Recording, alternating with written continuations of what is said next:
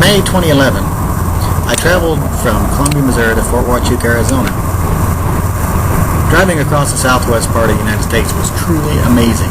I was struck by how wide open everything is in all directions. You can look and not see a hill for miles and miles. It was dotted with towns. This picture is from Amarillo in Texas. As I traveled westward, I could see the land spread out before me in all directions. Agrarian enterprises everywhere. Irrigation, elevators, grain elevators, farm equipment dealerships. Everything is truly farm-oriented. And there are remains of towns scattered across the countryside. Towns that once were but are no more. But what's replaced them are giant feedlots. Clouds of dust rise from where the cattle mill around, waiting to be fed. And of course, every little town has its own ice house or tavern. But I was amazed to see examples of Art Deco architecture across the Southwest. I finally arrived in Roswell, New Mexico, a town truly built on a UFO find. Amazingly enough, I did not see any aliens.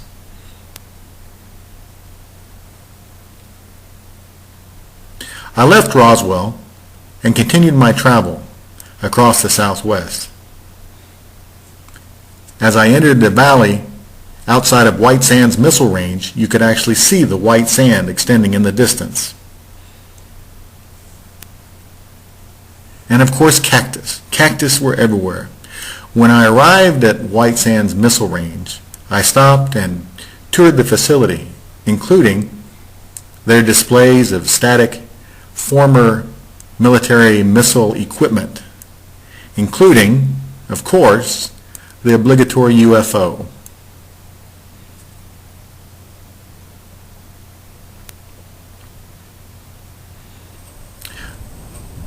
Scud-buster missiles left over from the Gulf War on static display, along with other military equipment, showcasing the might of the United States.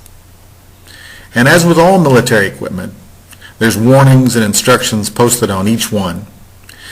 This particular rocket structure had what perhaps was the best idea of all: do not drop. Here we are at White Sands Missile Range in New Mexico. I just took some really cool pictures of different missiles that they got on display down here. And now I'm walking back to the car.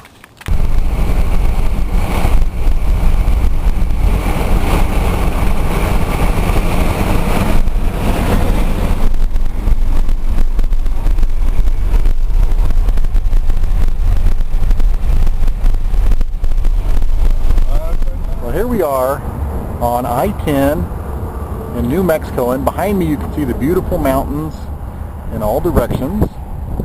This is my first attempt to video this, so let me move a little bit slower while we go around. We're actually at a rest stop called on Cook's Wagon Road on the Jefferson Davis Highway in New Mexico. And it's very beautiful, and there is indeed a sign, which I'll show you a picture of in just a moment, which warns of rattlesnakes.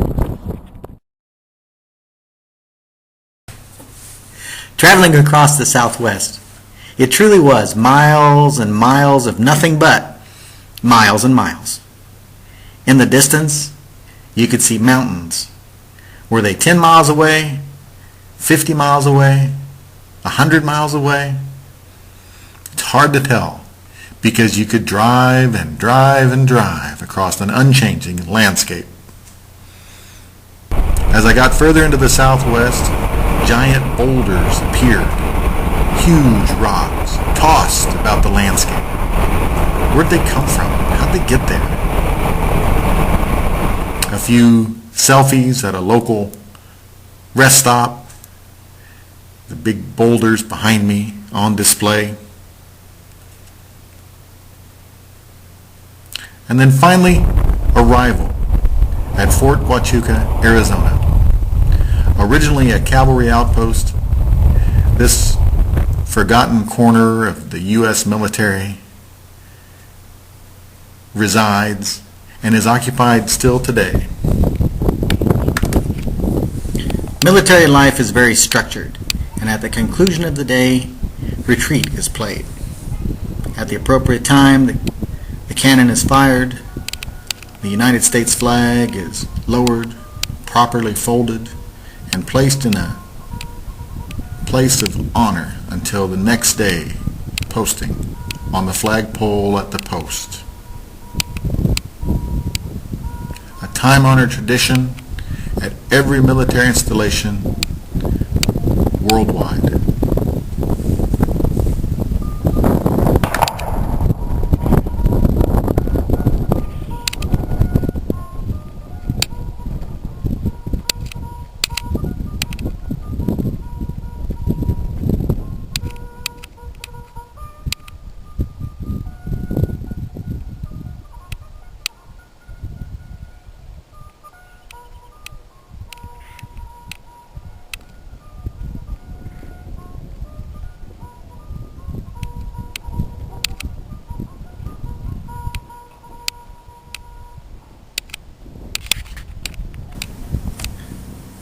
Surrounded by mountains, Fort Huachuca is a picturesque post in the American Southwest.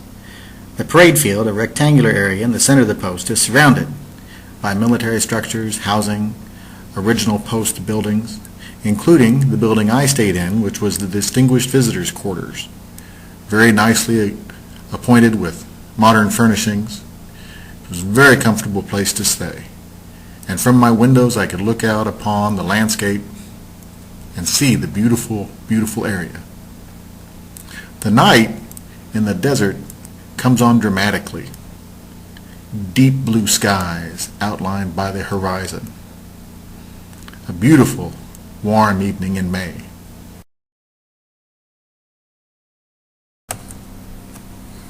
The next morning I explored the post, seeing the local wildlife, including the roadrunner, and traveling to the top of the highest hill in the area, Water Tower Hill.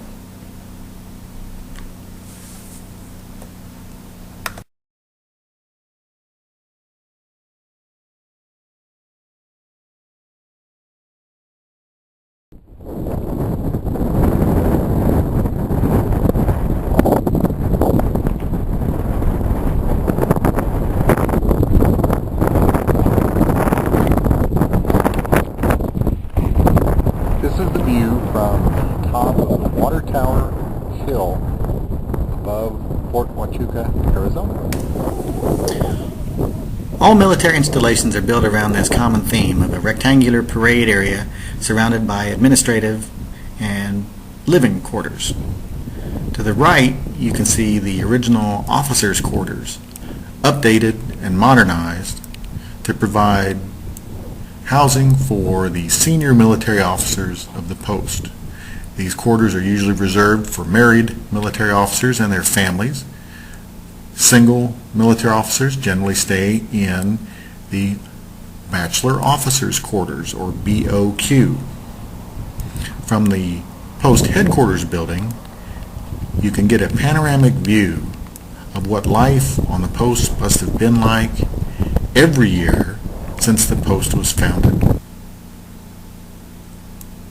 As the sun sets over the American Southwest, over Fort Huachuca, it's a comforting feeling to me to know that the structure and the tradition of the military has extended from horse cavalry days right up to the present day. It's a structure that many of our young people find comforting.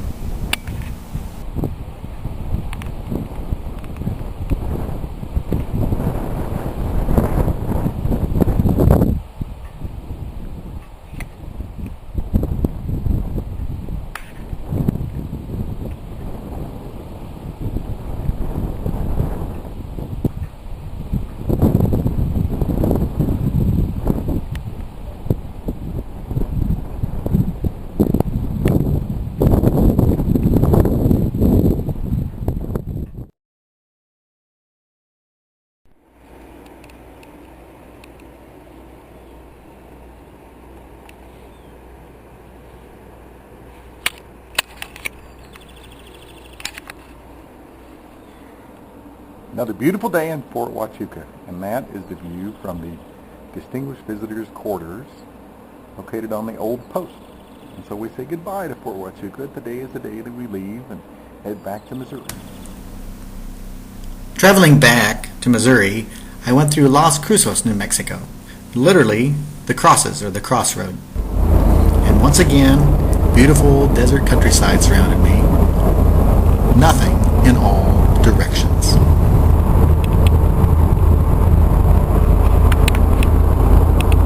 Here we are on Highway 54 in the middle of New Mexico, and there really is nothing at all around me in any direction. I stopped at the nearest big town at one of the two gas stations in the big town, and I filled up the gas. I just about had a chorizo or a chihuahua or some kind of Mexican thing on a stick. Looked pretty tasty. I thought it might be a good idea to wait till I could get some real food. Headed up to the interstate, Santa Rosa. That's another 180 miles.